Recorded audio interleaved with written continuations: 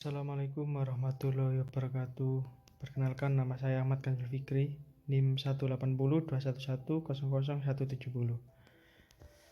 Di sini saya akan menjelaskan materi tentang bisnis internasional.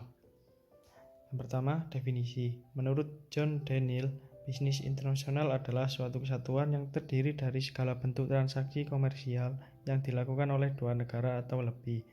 Menurut Ruckman dan Hodgett, bisnis internasional adalah segala bentuk transaksi yang terjadi lintas batas negara untuk memenuhi kebutuhan individu maupun organisasi. Karakteristik yang membedakan bisnis internasional dan domestik adalah bisnis internasional melibatkan aktivitas yang melintas batas, sehingga bisnis internasional menjadi lebih rumit karena yang pertama, negara-negara mempunyai ciri khas tersendiri. Yang kedua, masalah yang dihadapi lebih kompleks. Yang ketiga, bisnis internasional harus mampu bekerja dengan berbagai kendala perdagangan dan investasi yang ditetapkan suatu pemerintah.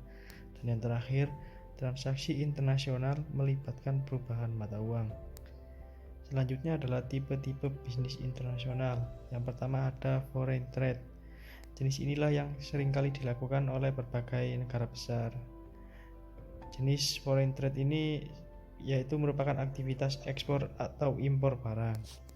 Yang kedua, trade in service. Foreign trade yang objek jualannya adalah barang berwujud, misalnya ada hotel, pasar, dan lain-lain. Yang ketiga, portfolio investment. Portfolio investment sendiri adalah investasi dalam bentuk sekelompok aset, termasuk transaksi dalam ekuitas seperti saham, hutang, obligasi, dan lain-lain. Yang keempat ada direct investment, yaitu investasi secara langsung atau penanaman modal asing, di mana investor dalam lingkup perekonomian suatu negara menaruh minat pada bisnis lingkup pada suatu negara. Manfaat bisnis internasional. Yang pertama, bagi perusahaan, pengembangan menjadi bisnis internasional biasanya bertujuan untuk menjamin kelangsungan hidup perusahaan. Bisnis internasional dapat bermanfaat untuk memperluas pasar bagi suatu perusahaan. Hal ini membuat produksi barang bisa dilakukan secara lebih efisien tanpa takut lagi jumlah hasil produksi melebihi batas.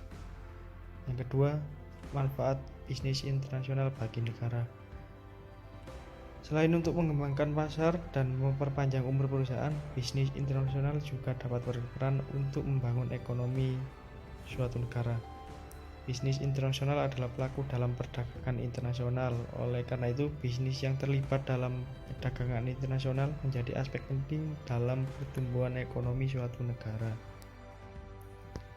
Selanjutnya adalah hambatan dalam bisnis internasional. Yang pertama, tarif bea masuk dan batasan perdagangan.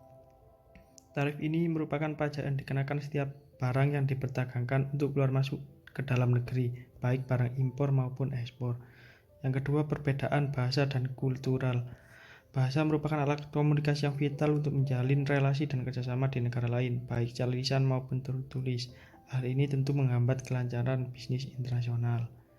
Yang ketiga, ada kondisi politik dan hukum undang-undang. Hukum politik juga bisa kurang baik antara satu negara dengan negara yang lain, juga bisa menghambat bisnis internasional karena terbatasnya juga hubungan bisnis dari kedua negara tersebut. Yang keempat, hambatan yang berkaitan dengan operasional.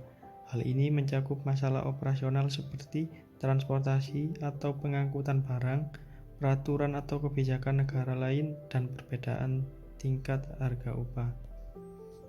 Sekian materi dari saya. Terima kasih atas perhatiannya. Wassalamualaikum warahmatullahi wabarakatuh.